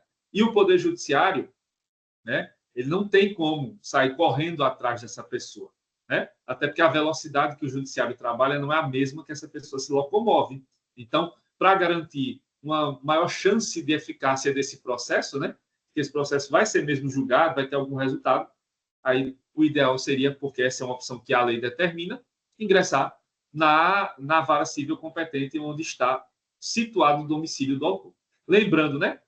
Domicílio, direito civil, se vocês já estudaram a parte geral, já sabem, mas se não estudaram ainda, lembrem-se, domicílio é o local onde a pessoa tem residência fixa, tá? Ou tem residência com ânimo definitivo, certo? Agora sim, a Silvia vai entrar na aula. Pronto, agora ela conseguiu. Pronto, tudo certo. Então, o domicílio, ele é o local onde a pessoa tem residência com ânimo definitivo. Domicílio não é onde você tem uma casa de praia que passa o final de semana. Domicílio é onde você tem a sua casa, onde você tem ali sua rotina, o seu dia a dia, como estamos em casa hoje, né? Na nossa aula, no nosso domicílio. O domicílio não precisa ser só um lugar, porque você pode ter várias casas em que você está ali durante a semana, morando em vários lugares, né? Mas sempre tem que ser um lugar onde você tem um ânimo definitivo, um lugar onde você sente que é o seu lar. Não precisa ser um lugar só, mas tem essas regras. E, claro, o Código Civil determina outros lugares em que o domicílio pode ser necessário, né? E que o domicílio vai ser obrigatório. Por exemplo, local de trabalho pode ser domicílio, mas tem os locais lá, onde se a pessoa está presa, o local onde ela está presa. Se é um militar, o local do batalhão, né? Em que ele está servindo. Por exemplo, se é um militar um militar da Marinha, né, e passa lá 6 meses no navio, na expedição. Onde é que vai ser o domicílio dele? Se ele não pode ser encontrado lá em alto mar. Então, ele vai ser, então, notificado, citado, intimado no batalhão em que ele ali presta seu serviço, quando ele chega em terra, certo? Então, as regras de domicílio estão no Código Civil. Se vocês já estudaram lá Direito Civil Parte Geral, já sabem como funciona. Se não estudaram, deem uma olhadinha lá, por volta do artigo 70 do Código Civil, que vocês vão ver direitinho essas regras para vocês entenderem bem. Mas tenham em mente isso, né? Domicílio é o local onde a pessoa tem residência com ânimo definitivo. Não é só um lugar que você passa lá uma temporada, né? Para curtir as férias, um final de semana, um carnaval. Não. É um lugar onde você tem uma rotina, né? Um lugar que você chega, que você sai, que você tem uma rotina para dormir, para acordar, para curtir um pouco sua casa, sua família. É esse lugar que a gente pode chamar de lar, né? O lar docilar, né? Então, isso é o que a gente chama de domicílio, tá certo? Bom, aí temos... Alguém vai fazer alguma pergunta? Tem alguma dúvida até aqui? Um exemplo como o doutor Luiz aí, uma casa em cada cidade. Pronto, justamente, né? Por isso que eu não esqueci do exemplo dele, né? Porque o cidadão deve ter uma residência, um domicílio em cada local aqui do estado de Alagoas, né? Brincadeira. É a nossa brincadeira interna, né? Da sala de aula, né? Professor, Sim. professor, esse tema aí é assunto para prova, é? Vai cair em prova, não? É só para aprendizado? Cai muito na prova, viu? Tem que estudar direitinho. Vai cair no simulado 2, na prova, e vocês vão ter esse assunto aí pela vida toda. Que competência é uma regra que a gente precisa para a vida profissional. Viu? Então, vão estudando, viu? Vale a pena. Mas veja que essas regras, elas tratam de temas específicos. Veja, quando é um domicílio só, domicílio do réu, né? A regra geral. Aí, quando são, por exemplo, 2 domicílios, aí pode ser qualquer um deles. Se o domicílio é incerto, aí você vai ser ou onde essa pessoa foi encontrada, puder ser encontrada, ou no domicílio do autor. Aí veja que tem, né, uma sequência, você vai levando em consideração. E o tipo de ação, né? Sobre direito pessoal ou sobre direito real, certo? Então, tem uns caminhos que vocês podem seguir para aprender direitinho. Não é só um decoreba, não. Deixa eu voltar aqui para o slide. Aí a gente viu até agora a questão de você estar no território brasileiro, né? Mas você pode ter uma situação como, por exemplo, da Maíra, né? Ela vai para fora do Brasil. Pode ser até que ela tenha uma casa lá fora. Quem sabe agora nessa viagem ela não comprou uma casa fora do Brasil, né? E ela vai ter um domicílio fora do Brasil. E agora, né? Então, se por acaso, né, a Maíra vai morar fora do Brasil, como é que fica? Ação de direito pessoal real mobiliário em que o réu tem domicílio fora do Brasil. Vamos supor, ela vai se mudar para a Itália. E antes dela se mudar, ela vendeu o celular dela. Não tem loja de celular. Ela vendeu apenas porque ela queria comprar um celular melhor. Ela vende esse celular para a Carol. E aí, o que acontece? A Maíra vai morar na Itália. E aí, depois disso, depois de um certo tempo, dentro do que a lei brasileira permite, dentro, né, de prazo de prescrição e tal, a Carol vai ter algum problema com esse contrato aí de compra e venda do celular. E ela precisa, então, ingressar com ação contra a Maíra. Aí, a Maíra está morando na Itália, tem domicílio fora do Brasil agora, né? Então, como é que vai funcionar? O artigo 46, parágrafo 3º do CPC, na primeira parte, vai dizer o seguinte: quando o réu não tiver domicílio ou residência no Brasil, a ação será proposta no foro de domicílio do autor, né? Por quê? Porque tem uma questão aqui que vai aparecer sempre, quando você tem essa questão que envolve processos em que uma das partes está fora do Brasil, que é uma coisa que eu já falei em outras aulas, a questão da soberania nacional. Se você é brasileiro, se você é brasileira, então o processo que você vai ajuizar é na justiça brasileira. Então você não vai ter que sair daqui para a Itália para ajuizar uma ação. Você vai ajuizar aqui no Brasil. Então o réu está fora do Brasil, está morando fora. Então o autor está no Brasil. Então ele vai ingressar com ação aqui no Brasil. Então, nesse meu exemplo, a Carol ingressa com ação no Brasil, né, onde ela reside, ela tem domicílio, contra a Maíra. E aí depois, né, o juiz vai emitir uma carta rogatória, que é o que a gente faz, né, quando tem um processo desse que o réu está fora do Brasil. Emite uma carta rogatória para a Itália, né, para a cidade italiana em que a Maíra está morando, para que lá o juiz daquela cidade possa fazer a citação da ré, Maíra, no caso. Certo? Então, nesse caso, quando o réu está fora do Brasil, né, ele tem domicílio fora do Brasil, a ação é ajuizada no foro de domicílio do autor, que está no Brasil. Então, é uma regra de atração. A soberania nacional atrai essas ações para que elas sejam ajuizadas onde o autor está morando, que é o Brasil. A questão do réu é decidida depois, porque aí o autor vai entrar com a ação, vai saber o endereço do réu e aí vai solicitar no processo, na petição inicial, que se emita uma carta rogatória para que o juiz da Itália, da cidade onde essa pessoa está morando, ele possa fazer a citação do réu lá. E aí o processo corre aqui no Brasil e as medidas vão sendo informadas à justiça italiana, certo? Agora, o problema é quando o autor e o réu têm foro, né, têm domicílio fora do Brasil. Por exemplo, Carol e Maíra fizeram um contrato para a compra e venda do celular. Maíra foi morar na Itália e, dias depois, Carol conseguiu fazer um intercâmbio e foi morar na Inglaterra. As duas estão fora do Brasil. E agora, o que fazer? As duas são brasileiras, mas estão morando fora do Brasil. Né? Autora e ré. Aí o artigo 46, parágrafo 3º, segunda parte, vai determinar o seguinte: e se o autor, também residir fora do Brasil, a ação será proposta em qualquer foro. Pode ser no Brasil, pode ser na Inglaterra ou na Itália, né? Vai ser onde for mais conveniente para a parte autora. Provavelmente não será no Brasil, porque a Carol não vai sair da Inglaterra, onde ela está fazendo o intercâmbio, para poder ajuizar uma ação no Brasil. Mas, se ela quiser, ela pode ajuizar. Por exemplo, o intercâmbio vai durar 2 meses. Então, dentro desses 2 meses, ela sabe que o juiz não vai decidir o processo dela definitivamente. Ela pode pedir para o advogado ajuizar aqui mesmo no Brasil, ela volta e aí segue o processo sem maiores problemas. Ou ela pode até ajuizar o processo no Brasil e pode seguir com o processo mesmo morando na Inglaterra, porque hoje a audiência de conciliação, por exemplo, é feita online, como a gente está fazendo aqui, essa aula de hoje. Então, de qualquer lugar do mundo, você pode assistir a aula. De qualquer lugar do mundo, você pode participar da audiência de conciliação. Basta ter o link, né? Então, essa pessoa pode ajuizar aqui no Brasil a ação e seguir em frente com ela, né? Então, vai caber à parte autora decidir onde vai propor a ação. No Brasil, na Inglaterra, no meu exemplo, né, da Carol e da Maíra, na Inglaterra ou na Itália, né? Onde for mais conveniente para ela, certo?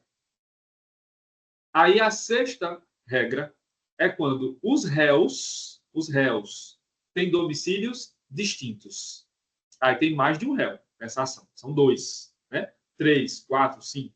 Então, o artigo 46, parágrafo 4º do CPC traz essa regra. Havendo 2 ou mais réus com diferentes domicílios, serão demandados no foro de qualquer deles a escolha do autor. Então, nesse caso, quando o processo tem mais de um réu, então o autor da ação vai escolher qual vai ser o foro competente. Vai ser no foro em que está morando, que tem domicílio, o réu número 1, vai ser no domicílio do réu número 2, do réu número 3, do réu número 4 e assim por diante. Então, o autor decide onde vai haver a demanda, onde vai ser ajuizado o processo. Certo? Fica a escolha do autor decidir qual vai ser a vara civil ou local em que vai ser ajuizada a ação competente. Certo? Bom, então, essas 6 primeiras regras, elas tratam de um tema específico. Ação de direito pessoal ou real mobiliária. Então, é uma obrigação em geral ou é um direito real sobre um bem móvel. Então, dentro dessas 6 primeiras regras, temos as várias possibilidades, né, de ajuizamento de uma ação sobre direito pessoal ou direito real que verse sobre bem móvel. Aí, a regra geral, né, a regra do domicílio, do mais de um domicílio do réu, a regra do domicílio incerto do réu, né, a regra do réu com domicílio fora do Brasil, a regra com autor e réu morando fora do Brasil e a última regra com autor tendo um domicílio e vários réus no processo tendo domicílios diferentes. Por exemplo, o réu 1 morando em Maceió, o réu 2 morando em Cururipe, o réu 3 morando em União dos Palmares, o réu 4 morando em Maragogi. Qual vai ser o local competente? Onde o autor quiser, na vara de Maceió, de Coruripe, de União dos Palmares ou Maragogi. Vai ser o local mais conveniente para o autor, certo? Então, aí apareceram as 6 primeiras regras de competência. Professor? Carol começou a rir. Eu botei você no exemplo, tá vendo? Estou vendo os nomes de vocês aqui, estou aproveitando para jogar vocês nos exemplos, viu? Professor, uma ação, ela pode prescrever, se uma pessoa mora em outro país, quando ele volta, por exemplo, ele perdeu a ação, um réu criou uma ação contra, um autor criou uma ação contra o réu que mora fora do Brasil. Ele perdeu, o réu perdeu a ação. Só que ele não pagou o que devia, ou por ser irregular em outro país, ou por não ser encontrado. Quando ele volta para o país, por exemplo, 20 anos depois, prescreve? Assim, o que você perguntou foi em relação, por exemplo, à questão de não poder citar o réu, né? Não, o réu foi citado, mas não pagou o que ele perdeu na ação. Ah, que ele não pagou, ele foi condenado e não foi pagou. Executado, né? Isso. Não, na verdade não tem prescrição, né? Porque o processo, quando ele tem a sentença, né, ele tem que ter a execução. Esse é um grande problema na prática que acontece. E não é só com uma situação dessa que você mencionou, mas, por exemplo, uma pessoa que está aqui no Brasil mesmo, que não tem condições de pagar e fica lá sem pagar. Essa execução ela não vai prescrever. Ela vai continuar existindo. A dívida continua existindo e continua podendo ser cobrada. No dia que essa pessoa tiver dinheiro, né, para pagar, ela paga. Ela deve pagar. Agora, esse é o grande problema prático nos processos de execução. Quando vocês forem estudar a disciplina tutela executiva, vocês vão ver isso com mais detalhes. Mas aí o que a gente vai ver muito na prática é isso. Uma execução que houve ali, né? Então, a pessoa ganhou a causa, conseguiu ter o direito de receber aquele crédito, mas a outra parte não quer pagar. Aí se executa, vai penhorar, fazer isso, aquilo outro, mas não se paga. Né? E esse é o grande problema, porque o devedor ele não vai ser preso por não pagar. Ele não vai receber consequências maiores pelo não pagamento. E aí o que acontece na prática? Muitas execuções vão ter ineficácia.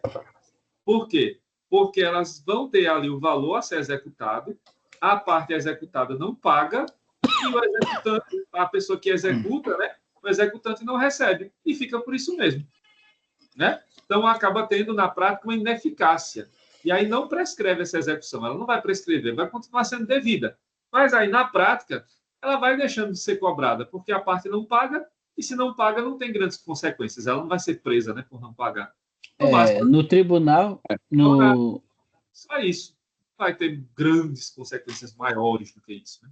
Esse é o grande problema prático das execuções. Você vai ver muita execução assim, né?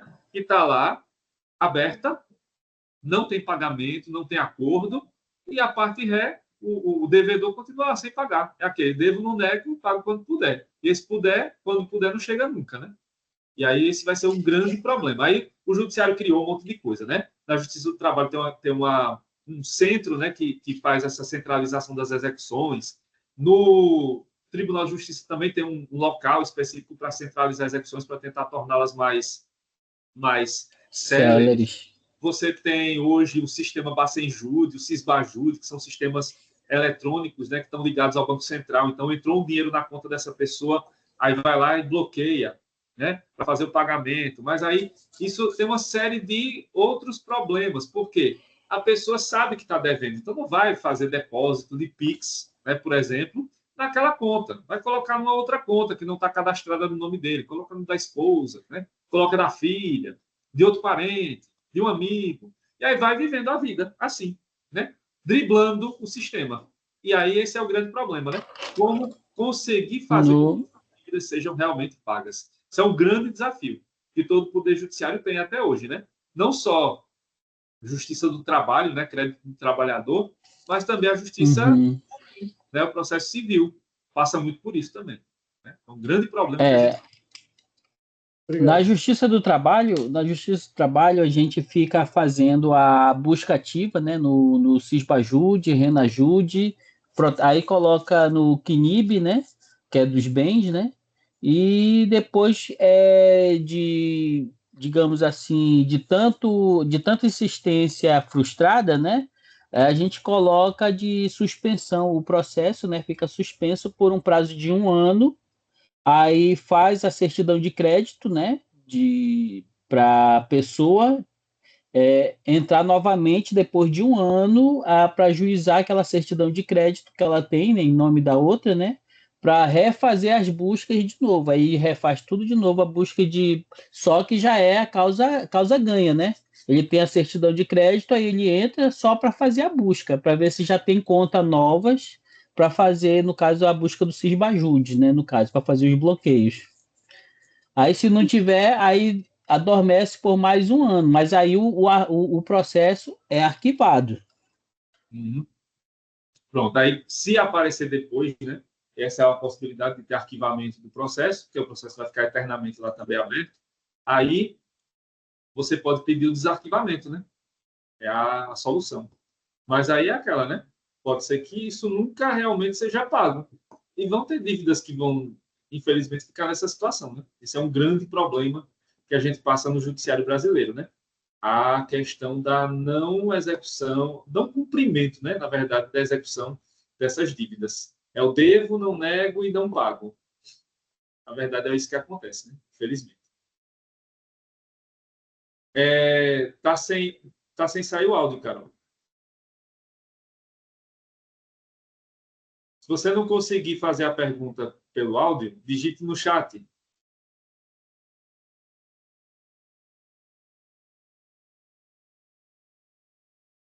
Acho que ela estava falando com outra pessoa. Ah, sim. Diga.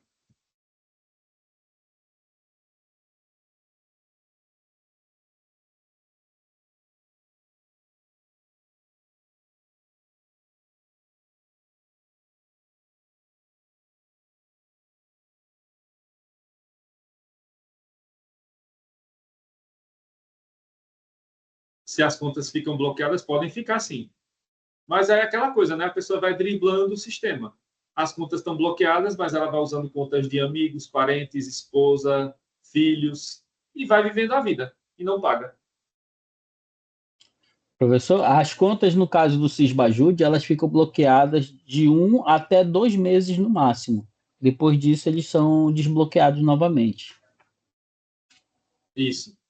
E aí tem a questão, por exemplo, se é uma conta que foi bloqueada, mas é uma conta salário, ela não pode ficar bloqueada, né? Então, aí a parte pode solicitar a parte executada do desbloqueio da conta, porque se é conta salário, é verba alimentar, não pode ficar bloqueada, né? Ainda tem essa questão. Nem toda conta pode ser bloqueada.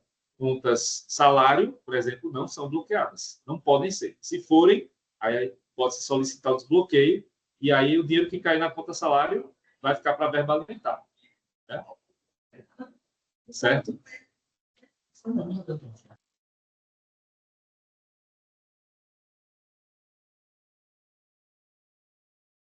Pronto, deixa eu seguir aqui, tá? Eita, vamos lá no celular. Vamos lá no celular. Essa foi o porto já? Foi. É calçada? Uhum. Então, Pronto, deixa eu seguir aqui. Vimos já 6 regras. Estão vendo o slide?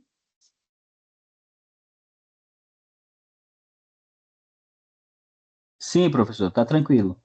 Beleza. Pronto, agora a gente vai para outra ação, né, que é uma ação que é muito comum também, tem até uma vara específica, varas específicas no Tribunal de Justiça para isso, né? Varas civis específicas, que são as varas de execução fiscal. No artigo 46, parágrafo 5º do CPC, tem a regra para as ações de execução fiscal. As ações de execução fiscal, como é que elas funcionam, né? Então, a execução fiscal será proposta no foro de domicílio do réu, no de sua residência ou no do lugar onde ele foi encontrado. Aí, o artigo 46, parágrafo 5º, na verdade, ele traz a síntese das outras regras, que essa é uma ação específica, né? Ação de execução fiscal.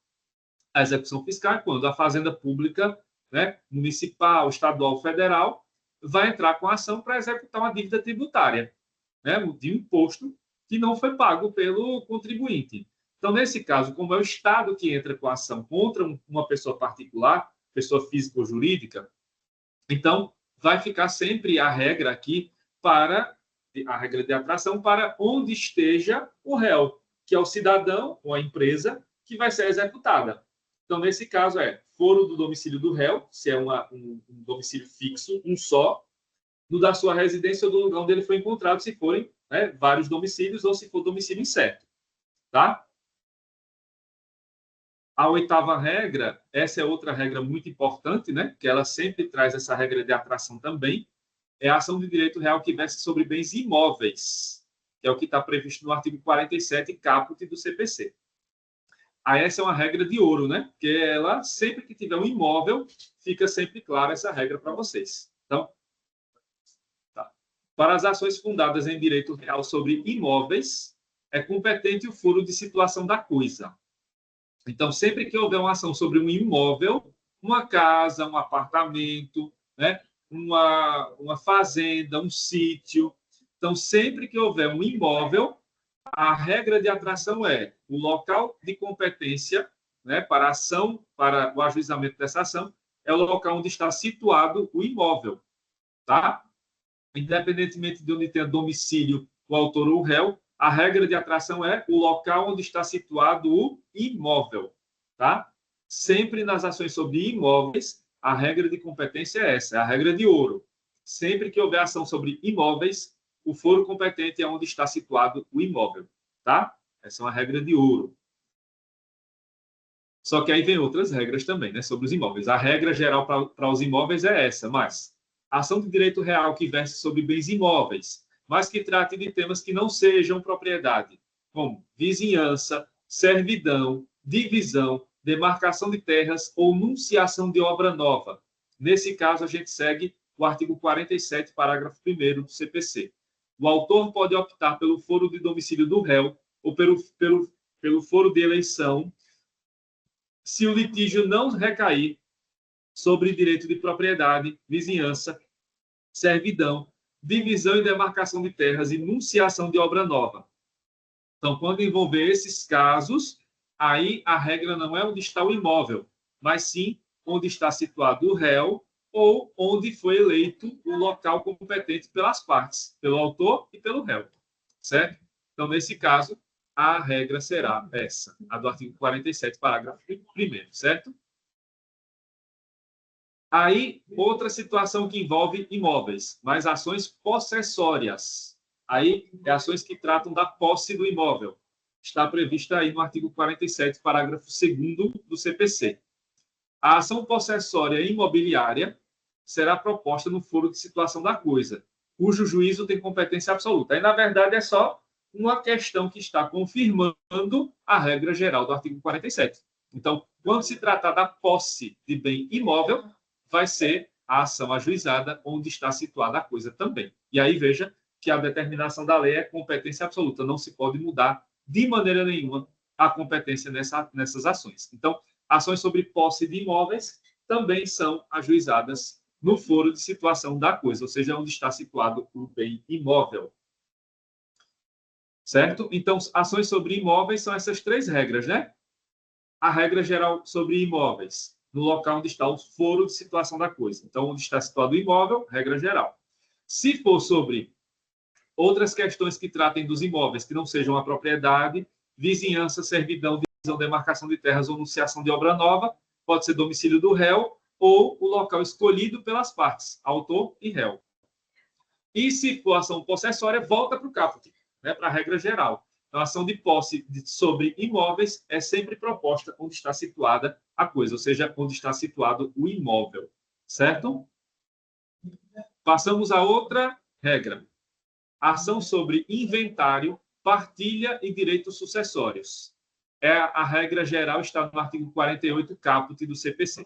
Aí, veja, o foro de domicílio do autor da herança no Brasil é o competente para o inventário, a partilha, a arrecadação, o cumprimento de disposições de última vontade, a impugnação ou anulação de partilha extrajudicial e para todas as ações em que o espólio for réu, ainda que o óbito tenha ocorrido no estrangeiro. Então, aí, nesse caso, temos a regra geral que é a seguinte. O local de domicílio do autor da herança, ou seja, onde foi o último lugar em que a pessoa falecida teve domicílio. Certo? Então, o local onde a pessoa que faleceu teve o seu último domicílio é o local. Perdão. Vai lá comigo.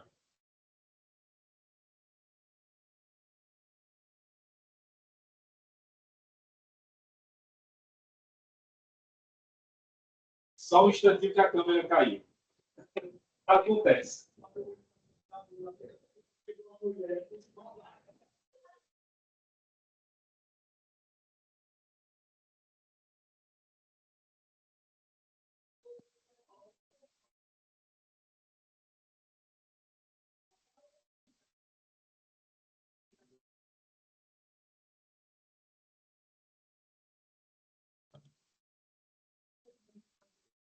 Pronto, transmissão restabelecida. Desculpe aí a falha técnica. Bom, então, voltando para a regra das sucessões, né? Então, nas sucessões, né, quando o autor da herança tem domicílio certo, né? Então, essa é a regra para o ajuizamento das ações que versem sobre sucessão. E aí, quais são essas ações? Inventário, partilha, arrecadação, cumprimento de disposições de última vontade, que é o testamento, impugnação ou anulação da partilha extrajudicial e qualquer outra ação em que o espólio for réu. O espólio é a herança, né? Mesmo que o óbito tenha ocorrido no estrangeiro, certo? Então, não interessa aqui onde a pessoa morreu. É o local, o último local onde essa pessoa teve seu domicílio, certo? No Brasil. É esse o local em que vai ser ajuizada a ação, né, relativa a inventário, partilha ou direitos sucessórios, certo?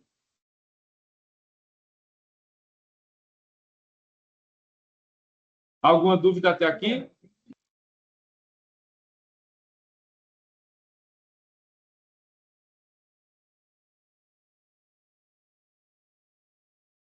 Não, professor, tudo tranquilo, pode continuar. Beleza, vamos seguir. Bom, essa é a regra geral, né, sobre as ações de sucessões, direito sucessório.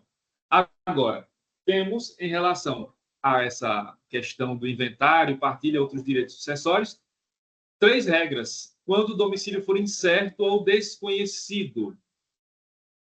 Aí vamos lá. O artigo 48, parágrafo único, trata dessa regra, né, ou dessas regras. Se o autor da herança não possui domicílio certo, é competente. Primeiro, o foro de situação dos bens imóveis. Segundo, havendo bens imóveis em foros diferentes, qualquer destes. Terceiro, não havendo bens imóveis, o foro do local de qualquer dos bens do espólio. Então, o que é que você tem aqui? São 3 situações possíveis. Quando houver nessa herança bens imóveis e o falecido não tinha domicílio certo, por exemplo, era uma pessoa que trabalhava no circo itinerante, morreu, mas ele deixou bens imóveis. Mas os imóveis dele estavam todos na mesma cidade. Por exemplo, ele passou a vida inteira viajando no Brasil, mas ele resolveu comprar todos os seus imóveis na cidade de São Paulo. Então, foro de situação dos imóveis, ou seja, onde estão os imóveis? Em São Paulo. Então, lá vai ser o local competente para ajuizar o inventário dele, né, da herança dele. Agora, se há bens imóveis em foros diferentes, em qualquer desses lugares, né, que é a mesma questão, pluralidade de domicílios. Então, essa pessoa que, né, trabalhava no circo itinerante, em cada lugar que ele passava, ele comprava uma casa. Então, ele passou por Maceió, comprou uma casa em Maceió. Passou por Aracaju, comprou uma casa em Aracaju. Passou por Salvador, comprou uma casa em Salvador. Resultado disso, então ele tem, por exemplo, imóveis em vários lugares, no foro de Maceió, de Aracaju e Salvador. Então, o inventário dele pode ser ajuizado em qualquer um desses foros, seja Maceió, seja Aracaju ou Salvador. E se ele não tiver imóveis, o foro do local de qualquer dos bens do espólio, ou seja, onde ele tiver bens, pode ser ajuizado o inventário. No caso, ele não tinha casa, mas ele tinha um carro, ele tinha um celular. Então, onde tiver localizado esse bem, pode ser ajuizado o inventário dele, né, da herança dele, certo? Professor, aí pode ser ajuizado em qualquer local onde ele tiver o imóvel, né? Mas aí vai ser todos os imóveis que ele tiver. Aí, quando se escolhe, né, o foro competente para ajuizar o inventário, todos os imóveis que ele tiver vão ser atraídos para aquele lugar, né? Para ser julgado o inventário com base naquele lugar em que foi ajuizada a ação. Que aí vocês vão ver isso em direito das sucessões. Quando você tem o espólio, quando você tem a herança, essa herança ela é considerada uma massa indivisível de bens. Ela só vai ser dividida na partilha, ou seja, no final do processo de inventário. Então, enquanto houver o inventário, todos os bens da pessoa falecida são considerados como se fosse um só. E aí, então, onde você ajuizar a ação de inventário, todos aqueles imóveis, né, o julgamento sobre todos aqueles imóveis vai ser atraído para aquele foro. Então, mesmo que seja no local diferente de onde estão os outros imóveis, mas aqueles imóveis vão ser julgados, né, em relação à herança, naquele foro que foi escolhido pelos herdeiros para ingressar com a ação, certo? Aí, saindo das sucessões, passando para a questão de ausência, que é uma questão que vocês viram, se vocês já estudaram a parte geral do direito civil, viram lá a parte geral, né? Então, ação em que o réu for ausente. A pessoa é ausente quando ela desaparece sem deixar vestígios, e você não sabe onde ela está. Aquele famoso, vou comprar um cigarro, vou ali comprar um cigarro, e não volta mais, né? Então, essa pessoa está ausente, e aí? Se o réu é ausente, o que fazer? O artigo 49 do CPC determina. A ação em que o ausente for réu será proposta no foro do seu último domicílio, também competente para arrecadação, inventário partilha e cumprimento de disposições testamentárias. Aí a regra é parecida, é igual, né? A da herança. O ausente, ele não morreu, mas ele é como se fosse, né, uma pessoa morta. Então, o que acontece? Nesse caso, né, a ação ajuizada contra o ausente vai ser no último domicílio em que ele morou, né, o último lugar em que ele teve domicílio. Não se sabe mais onde ele mora, mas se sabe onde ele morou antes de desaparecer. Então, a ação competente vai ser no foro do último domicílio do réu, certo? Bom, vamos deixar as próximas regras, né, para a próxima aula, tá? Tá bom por hoje, né? De regra, 13 regras já vimos. Tá bom? Já estão de regras? Tá ótimo. Tá bom, né? Porque são Tá muitas. certo? Vamos deixar de Ô, ver. professor, Muita coisa. Vamos deixar de ver aqui as regras, né, para a gente ver na próxima semana, que a gente vai estar aí junto na sala de aula. Aí fica melhor até para eu tirar mais dúvidas de vocês. Deixa eu só dizer uma coisa aqui a vocês importante. Como vocês viram, essa aula foi gravada, né? Então, essa aula vai ficar disponível para vocês, tá certo? E ela vai ficar disponível no meu canal no YouTube. Ela fica aqui gravada também nesse link que vocês acessaram. Mas se vocês quiserem ver depois, várias e várias vezes, sem precisar entrar no Microsoft Teams, eu vou deixar no meu canal, que é o Claudemir Cardoso. Meu nome. Aí vai estar lá. Tem várias outras aulas de outros, né, semestres que eu dei por aí, aulas, né? Na época da pandemia, tal, vocês podem ver lá também. E vai estar essa aula também lá. Certo? Aí vocês, se quiserem, quando quiserem assistir de novo, vai ficar até melhor para revisar, né? Aí vocês podem assistir novamente essa aula lá no canal do YouTube, tá certo? Qual é o canal, professor? Qual é o nome? Claudemir Cardoso. O meu próprio nome. Deixa eu ver se eu entro aqui para mostrar a vocês.